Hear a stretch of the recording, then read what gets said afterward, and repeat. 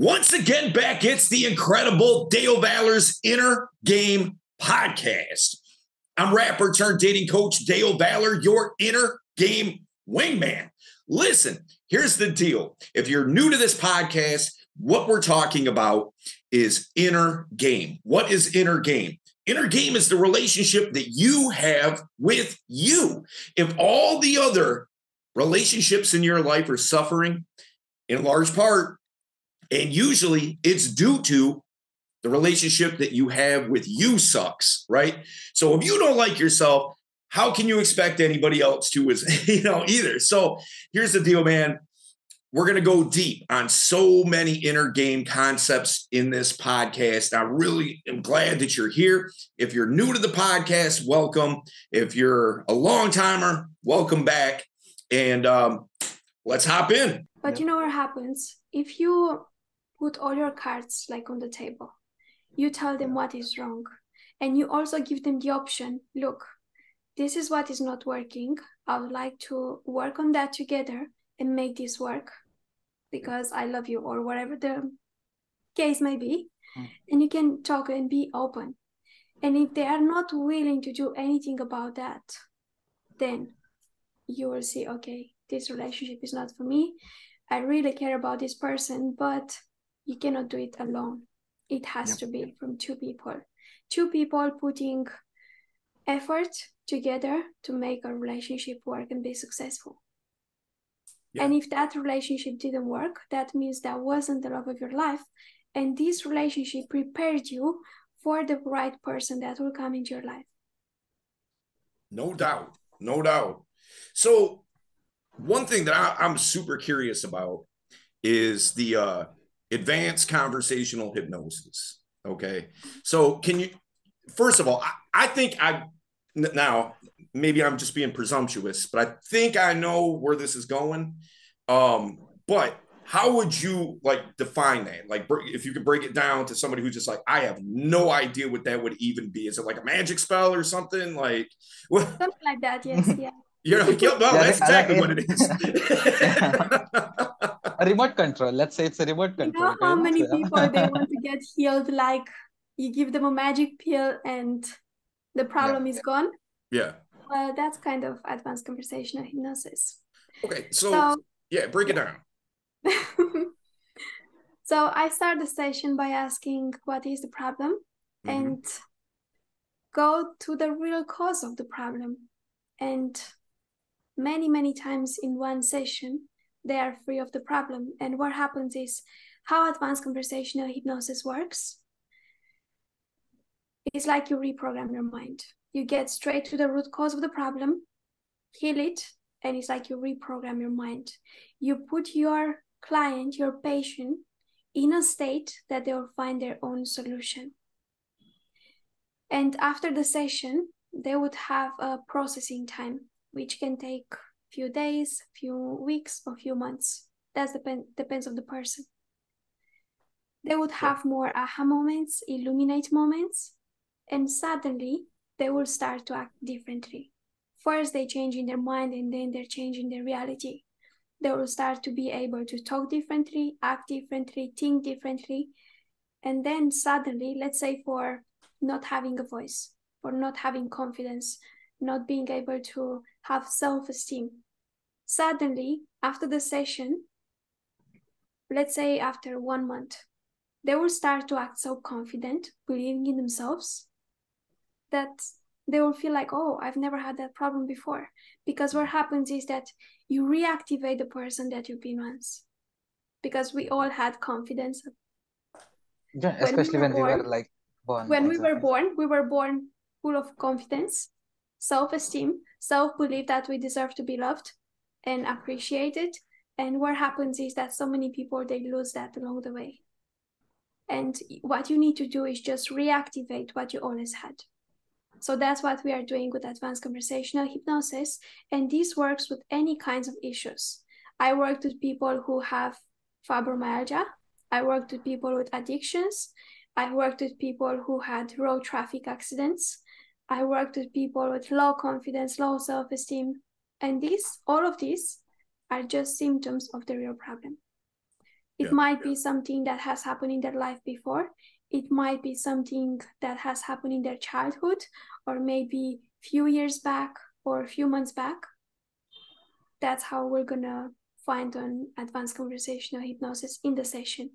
And it doesn't require, for other therapists, let's say therapists, coaches, healers, doesn't require time to prepare for the session, because what you're going to prepare for, you have no idea what is going to be the real problem. So you cannot prepare a script or a recording for that. We don't know what it is, the real problem, until we get to the person in that session and we dive in and we find out what is the real problem. And so they don't need a recording. We don't need scripts. You don't need to do any homework. You just need to relax after the session and do your own thing. And that's it. Your mind, your unconscious mind, will do all the work that needs to be done to create a change. That's super dope. And definitely not what I was thinking it was. I was so wrong and way off base on what I was thinking. I was thinking, all right, like when we're talking about advanced conversational hypnosis, like hypnotic language, like things that would be pulled out of NLP, you know what I mean? For like, for example, getting dialed into how another person's their speech patterns are, and their the way that they think about things and framing things that you're trying to communicate to them in a way that they really, really get it, because it's like in their language 100%, and that's where I thought this was going. And nope, I was way wrong about that. How you're going to find, you see, our mind cannot hold conflicting beliefs. And while I am talking to them, they will just keep talking and talking, and suddenly they will just say something unconscious, and I will know to pick up on that and then challenge that and see, oh, okay, and what is that? And then they would have this aha moment, illuminate moment. Yeah. And we'll get there. That's super dope. Like, I love it. Is that particular tool under the canopy of rapid transformational therapy? Yeah, so rapid transformational therapy, that's what I've done when I first trained to become a therapist. That's a regression, and that's really also really amazing, but it requires a lot more time. So you would have to also do a recording, do the regression, prepare a script. It is amazing. And rapid transformational therapy changed my life. And Marisa, she's really amazing. Yeah. But it's just that advanced conversational hypnosis is a way, way faster. It's a faster way. It's amazing. And that's dope. Now super also cool. The recording, I do have this, it's nothing wrong to give a recording to a person, but you could give them maybe after a month, after the processing is done, because the solution that you might come up with is going to be way, way, way more powerful than what I'm going to put on that recording, because you have a whole lifetime of experience. Who am I to tell you what is the right solution for you? You know the best. So that's how advanced conversational hypnosis works. Yeah, that's super dope. Super cool. And one thing I really like about that too is, like when I'm doing like a hypnotherapy session or something like that with somebody, a lot of times, and I'm sure that you've ran into this, Beatrice. I'm sure you have, where people have kind of a convoluted view of what hypnosis actually is. Like they think like stage hypnotists and things, and it's like, man, I don't hypnotize you. You hypnotize you. All I am is the guide. I'm just helping you try to figure things out and find your way, but I'm not. It's not like me having like magical powers and, can delve into your brain and pull things out. And you know what I mean? Like that's absurd, And we are in hypnosis all the time. What's that? We are in like hypnosis all the time. Yes. When you are doing one thing and your mind is running to 10,000 other things, that's you are already in hypnosis. Right. The way I like to put it is like this, all it is just a focus of attention. That's it, And so like, You know, now I know that I've done this a million times. I don't know about you guys, but Yes. like if you like, say I'm driving on the freeway or something like that, and I'm daydreaming, you know, Mm-hmm. and I miss my exit because I'm not even thinking about where I'm going. I'm only thinking about what's going on in my mind, you know, Mm-hmm. and so that's a good example of being in trance, you know, Yeah. of induction, you know, because That's what hypnosis is, yeah. yeah, you know, and I did it. No, nobody was in my car with a watch, and you know, like I heard many people, and they were saying, "Oh, but what is going to happen to me? I'm really stressed and anxious about it." And I said, "No, nothing is going to happen. You are totally in control. You are totally aware of what's happening around you, and I cannot make you do anything you don't want to do. So don't worry, it's all oh, good." you're a better sport than me because when I get asked, they're like, "Oh, you're gonna die. Your brain's gonna explode." Are you kidding me? Better do this right. You got one chance here. I Yeah. think you need to actually tell them what is going to happen and prime them that they will have a great experience and that's what they Yeah. will Yeah. have because this is what really is. Yeah, yeah. Exactly. I'm clearly joking. Yeah. Yeah, I noticed that. I was gonna say, Dale is joking. Otherwise, it would be funny. Like, yeah, hand your credit card and account information, please. Like, something like that. Best way to it. But like So what you said, Dale, is actually, like a better example is, when you go to the room and you forget why you went in the first place. yeah, Yeah. That's a very common experience. Like, you yeah, go in thinking, yes, I'm gonna pick something, and like, why did I even come in? Like, you literally forget why you actually, do yeah. that. If you And then ever there's forget like something, 10, you 15. can say to yourself, "Oh, it will come back to me," and then you think of something else. Yeah. Trust me, it will come back to you because it comes from your unconscious mind. No doubt, no Mm. doubt. So now I know that you work with guys like all over the world, right? Yes. Okay, so what do you what's your assessment of like with different, different cultures and different parts of the world and things like that, like the issues that the guys that you're working with, the the issues they're having, do you see it kind of translating like a 80-20 principle, like it's kind of 80% the same and 20% differences Yeah, here and I feel there? kind of the same. Yeah. Really, I mean, regardless of the region of Mhm. Yeah. the Yeah. world. Definitely. Interesting. All the same. And what are some of like if you can give me like a couple, maybe three of the main problems that you see guys encountering? The first one is the people who never had a relationship and they don't really know how to talk to a woman and they don't know how to approach women, or if they approach, they feel like they've never been listened to, Mm-hmm. or women are not talking to them. The other one, they get into toxic relationships and after that they just believe I'll never find a woman who is a great woman. And yeah, they're coming from marriages and they believe that the same, I would never be able to find someone who truly loves me. Yeah. Or many of them are doing it because the low self-esteem, low Mm-hmm. confidence, they don't believe in themselves, and this is not their fault, but so many times I find that many things have happened in their childhood and they're always being attracted by someone who reminds them of what they always had. And if Yeah. they've had like toxic parents, they would be Yeah. attracted by the same kind of person because it feels familiar to them.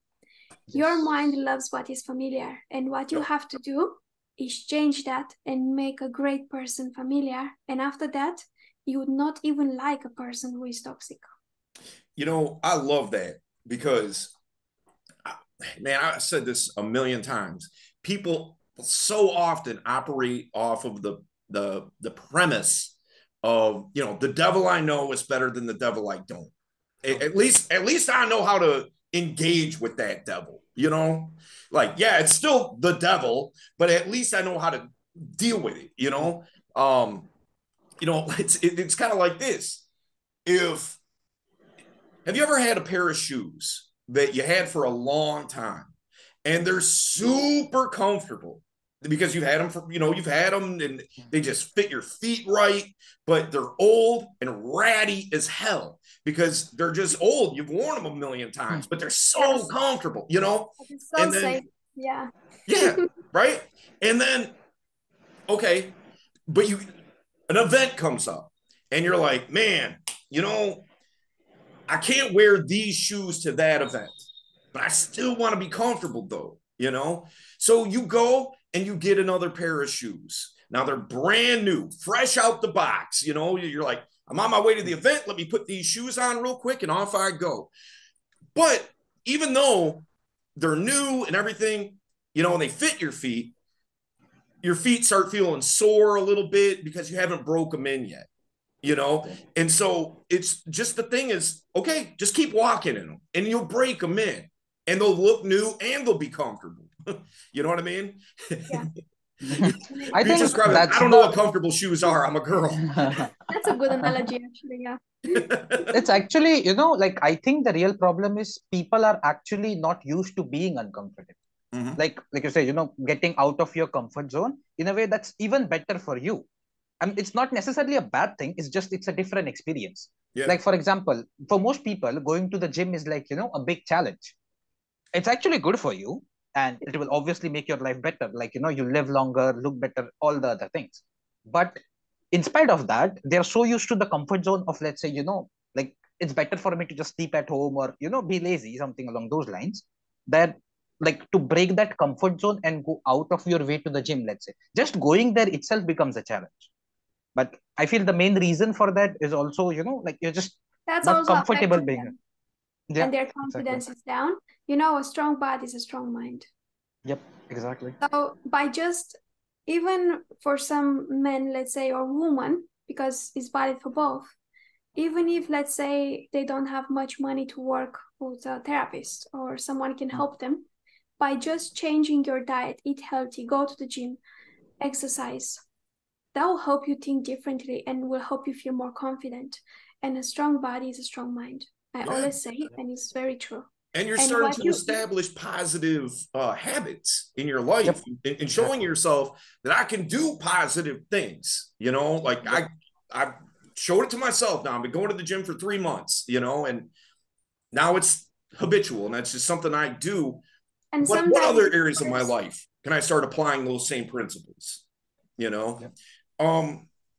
Okay. So, you're working with guys and, you're encountering the problems that they're dealing with. And as you're, working with them and working through those problems, when is it, in your opinion, when is it that you think that a guy's got it? Like this, okay, this is clicked now. Now I can go out and actively look for what it is that I want. What does that look like? Like, I guess before and after. What is the two? What is the two? Well, first of all, yeah, you have to get into that state where you healed yourself, you healed your past, your wounds, so you're not gonna bring up on your next relationship or the wounds that or the past, the trauma that you've been through, because many men, they've been through that. And what happens is that if they don't heal and they go into another relationship, they might have the same outcome as before, because they will be attracted by the same type of person. Exactly. Which will be maybe toxic for them, which will not be good for them, and they will not be able to see the red flags. And they will just ignore that. And what happens is that the red flags that you've seen in the beginning will be the reason why you break up. And you have to be able to see that and work on yourself. And this is not just to get in a relationship, but for your own good. Do it for yourself. Yep. Self-care, self-love is the most important. And you have to do that for yourself, not for anyone else, just for you. Yeah. I mean, look, the tagline for for this podcast, you kind of summarized it. It's like, look, if the relationship with you sucks, how can you expect any other relationship in your life to be good? You cannot love another person if you don't love yourself. Right. Exactly. And you can't expect them to either. Like, why, if you don't like you, why would you expect somebody else to like you? And there is another thing where happens is that so many people, they don't feel the love that they receive. So they might even find the right person, but they don't feel the love that the other person is giving to them because they have so much trauma from the past that they don't feel the love and they're not able to accept it. Yeah. They don't feel worthy, you know, because I've been treated such a way, or at least my perception of the way that I was treated, you know, and I'm gonna carry that with me because that must be who I am to get treated like that. Just my lot in life, I guess. And so, yeah, well, here's another example of that, and so that makes sense. And it sucks, but at least I get it. I had bad experiences, and I had trauma from the past and childhood and all of this, and I need to work on myself and overcome that. So that's why I'm able to talk about it now. But you know, many people, they have no idea about that. You have to work on yourself and you have to put the effort to get in a state where you're going to be able to find the right person for you. Yeah, most people just are not willing. They're so they'll tell you that, yeah, I don't want to, I would love to let go of this trauma. I would love to, you know, let go of all this baggage that I'm hanging on to. But what they've kind of turned that into is nothing more than like a security blanket, you know, that they, it's a like a kid, like a toddler or something, you know, like, oh, here's my binky, you know, and they just hang on to it, you know, for no good reason, really. Have you ever, I know Shabam's heard me talk about this before, but Beatrice, have you ever heard the story of the two monks? I heard something, but not, okay. All right. So I'll briefly tell you, because everything that you just said reminds me of the story of the two monks. All right. So you got two monks. All right. And they're fresh out of monk school, seminary, whatever it's called. And so they're fresh out and they get assigned to go work for like the head guru at the temple or whatever. And so they're excited. Off they go. They're at the temple. And the head guru guy, he's like, hey, listen, I need you to deliver this very important message to this other temple. Now, it's a long, treacherous journey, but somebody's got to do it. So off you go. And so they're on their way and they're excited. Oh, man, we're brand new monks. And we got assigned this important mission. So off they go, excited as hell. And so as they're walking, they come up on this river. In this river, there's a woman that's in the river and help, help, help. You know, she's drowning. And so the one monk, he just immediately just, bam, he's in there, dives into the river, pulls her out, brings her to the other side of the shore, you know, and she's like super grateful, obviously, you know, oh my God, you guys saved my life. And, you know, if you guys need a place to stay, you can come stay at my place. You need something to eat, I'll take care of it. And they're like, no, no, no. We got to keep moving because we got this important message that we have to deliver. So off they go. Now, the monk that didn't jump into the river, he's acting kind of pissy to the other monk. All right. And, you know, as they're walking, you know, the other monk's trying to talk to him and the other one's giving him the cold shoulder. And finally, the monk that jumped into the river, he's finally like, what is your deal, man? You know, like, what's your problem? You know, why are you acting so pissy? And he's like, well, listen, you know, as a monk, that we are not supposed to touch a woman under any circumstances. But I know that. Yeah. Okay, I won't finish the story then. No, so I've heard about it. Yeah. Yeah. Sorry. So he's like, you know, you're not supposed to be doing that, you know. And the monk that saved the woman, he turns to the other monk and says, well, listen, you know, I carried her out of the river, but you've been carrying her ever since, you know. And I think that that's a really good demonstration of what you're talking about. It's just like, wow, like, okay, you were carrying this stuff. It's time to go on ahead and let it go, you know. Yeah. No reason for you to be lugging all this nonsense around with you, you know. So also people tend to go to conformity after it, like, you know, like, let's say in an example, like okay, look at the previous example, like, you know, some guy believes that women will always cheat him. Okay. Now instead of taking the relationship as it is, he will always look at it as a perspective, is she gonna cheat on me now? Like something simple, like, maybe she's late to reply, or, like maybe she doesn't pick up his phone. His immediate reaction is gonna be, yeah, she's cheating on me. Or And she's someone else, or something like that, because that's the belief, right? You try to conform to whatever belief you have. So, like, I remember Dale saying this a lot of time. It's just one of his favorite examples. Like, if you're looking for a pink car, you're gonna find one. Like, it's just, your mind looks for things that are wrong rather than, you try how, to like, looking at recreate this. what you always had unconsciously, Yeah. without even knowing. It's cognitive bias is what it kind of Yep. boils down to, So, okay. So now you've been working with these guys, and they're making a lot of headway, a lot of progress.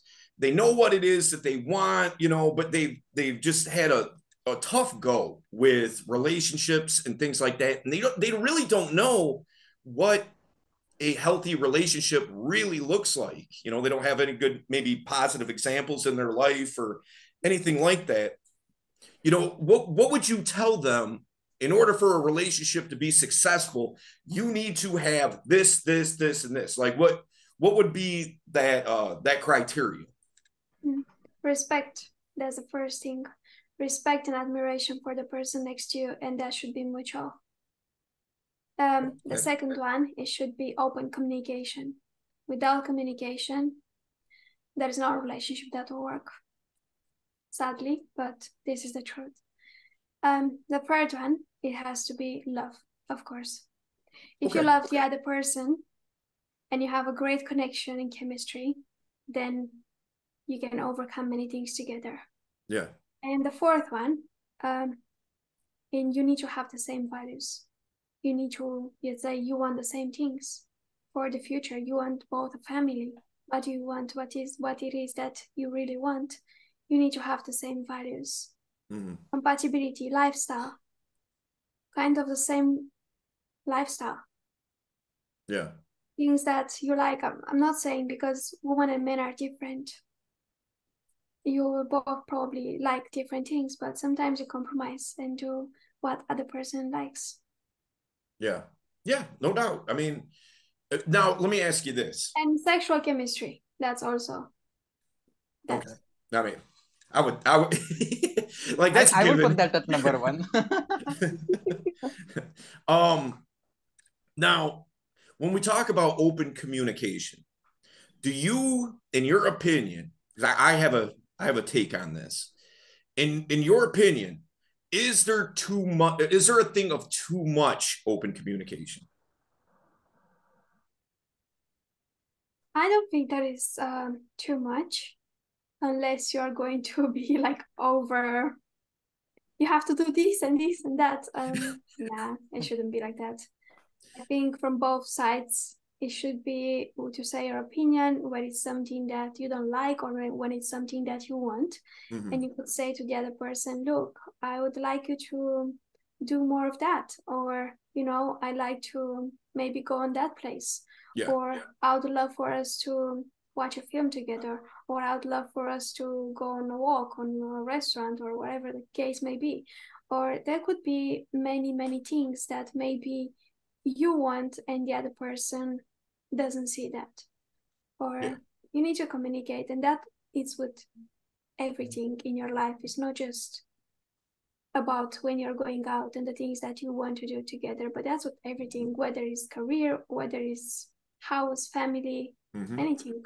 You need to be open to communicate and listen to the other person's opinion and see if that's what you really want.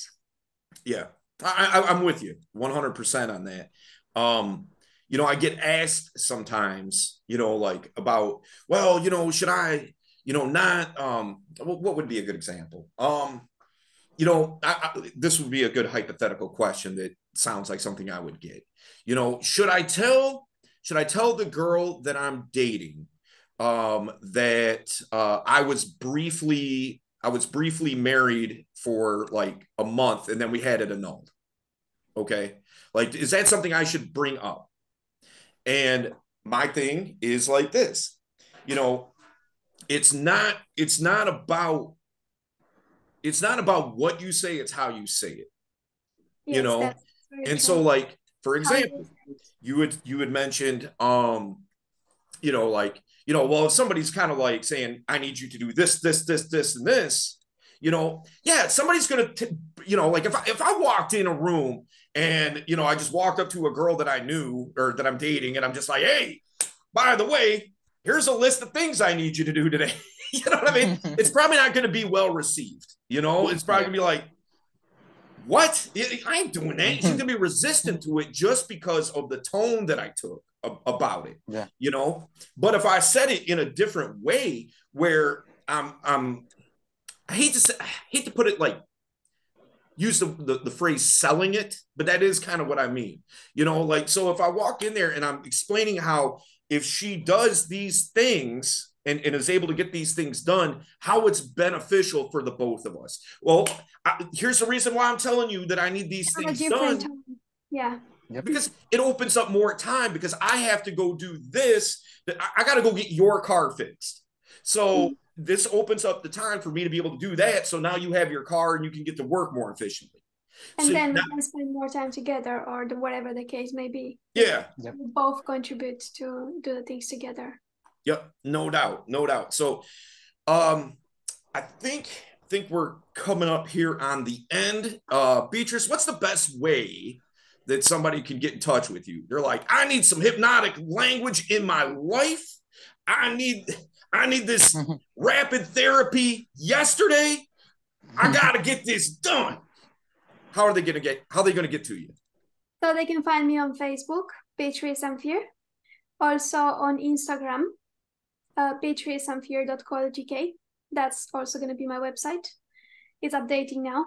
And you would have a link probably on Instagram. And they can also book a call with me and have a free consultation and tell me more about the problems that they're experiencing.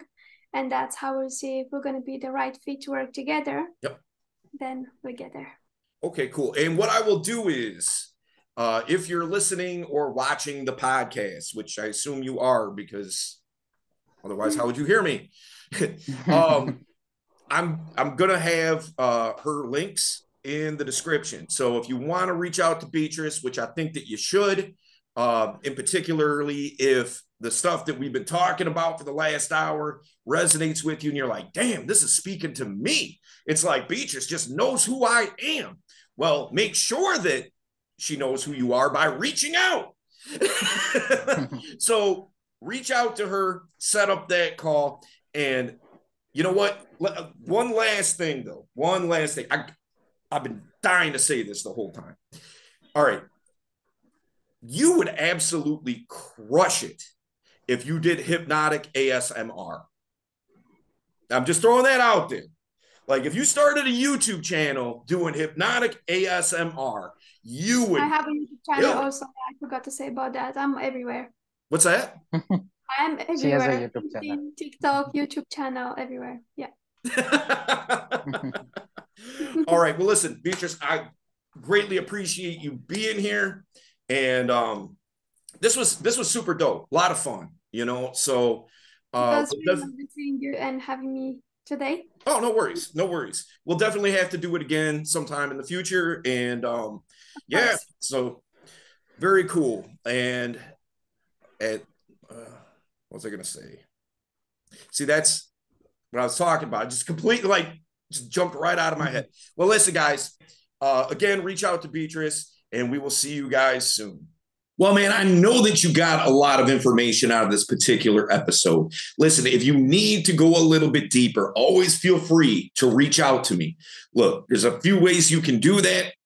You can shoot me an email. You can send me a DM. I'm easy to find, but the best place that you can find me is at freegiftfromdale.com. It's in the description of the episode, and you're going to get a couple of free gifts there. You'll get the first chapter of my book, Inner Game.